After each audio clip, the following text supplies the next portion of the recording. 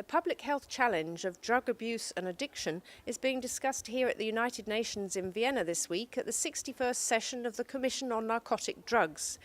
To talk about one aspect, the opioid crisis, I'm joined now by the Chief of UNODC's Laboratory and Scientific Section, Justice Tettey. Can you tell us more about how big a crisis it is, the problem with opioid drugs? Right. When we talk about opioids, we're talking about substances like fentanyl, like heroin. Although some of them are illicit substances like heroin, you've got fentanyl, which is a very essential medicine. It's got very good medical use.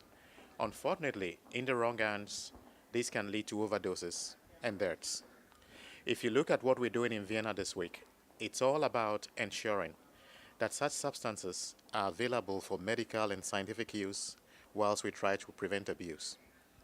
In North America, over the past couple of years, we've had a record number of fatalities resulting from fentanyl overdoses. If you look at the United States, over 64,000 deaths have been reported in 2016 alone, with a fair number of these resulting from fentanyl overdoses. It's not limited to the United States. Canada has also been affected.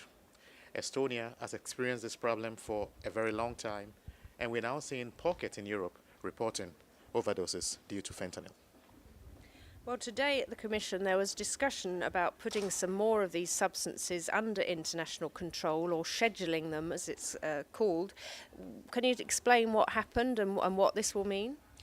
Scheduling, as defined under the conventions, is one of the measures we put in place to ensure that substances are only available for medical and scientific purposes and that they are not abused. So by scheduling these substances, what we're trying to do is cut the supply and hopefully avoid the overdoses. This morning, the Commission looked at 6 fentanyl analogs. One of them was carfentanil. And carfentanil is probably the most potent synthetic opioid you can find on the market. In fact, it's about 10,000 times as potent as morphine. What do we mean by scheduling in the practical sense? What is going to happen in the field?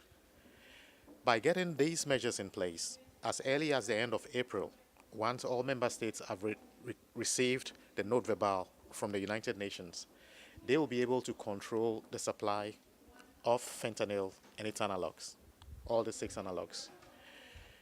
They will ensure that if you need to use this for medical and scientific purposes, you require import licenses, export licenses, and all the measures under the conventions to make sure we protect the health and welfare of mankind.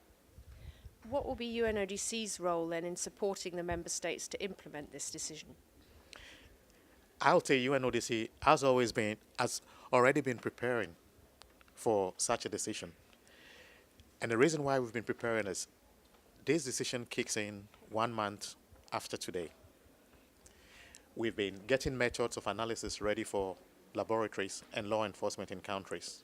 And remember, being able to detect and identify these substances is the first step to any law enforcement intervention or any healthcare intervention. So we need to get our countries ready to be able to identify and detect these substances as soon as possible. The methods are ready. And today, we also released a multilingual dictionary on substances.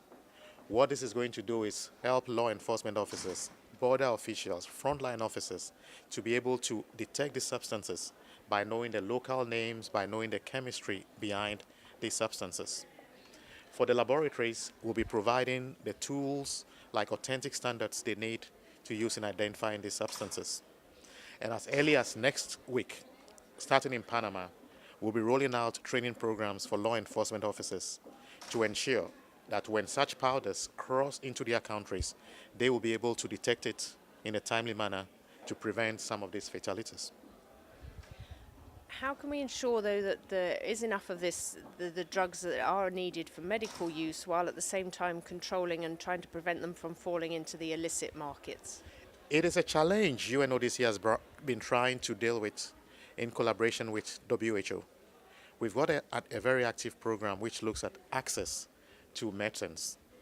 What this program seeks to do is to take away the administrative barriers in countries to ensure that once these substances are scheduled, those who need it for urgent medical purposes or essential surgery are not going to be denied access to these substances. Okay, thank you very much, Justice.